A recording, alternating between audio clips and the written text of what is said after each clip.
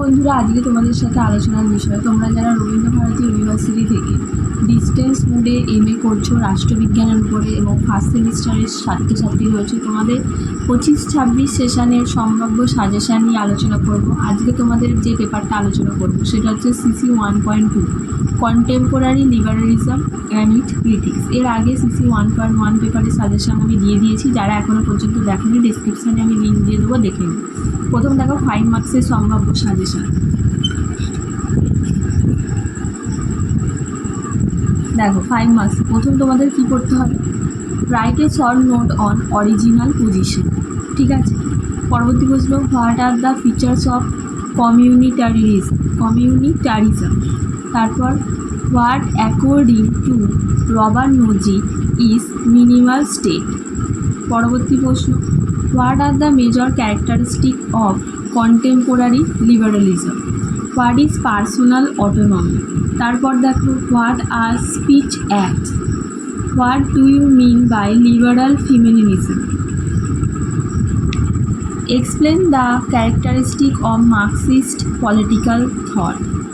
How did Gramsci explain the character of the state. এগুলো ছিল 5 মার্কসের প্রশ্ন। এবার তোমাদের দেখাবো 15 মার্কসের সম্ভাব্য সাজেশান। এবছরে তোমাদের তাহলে 15 মার্কসের করে নিতে হচ্ছে। ফার্স্ট প্রশ্ন দেখো, critically examine the idea of liberal multiculturalism with special reference to Kimlicka and Taylor. পরবর্তী প্রশ্ন, briefly explain Martha Nussbaum's contribution of liberal feminism. Write a critical note on the communitarian critique of liberalism with special reference to McIntyre. এর পরবর্তী প্রশ্ন দেখো, explain briefly Robert নোজির contribution of contemporary liberalism.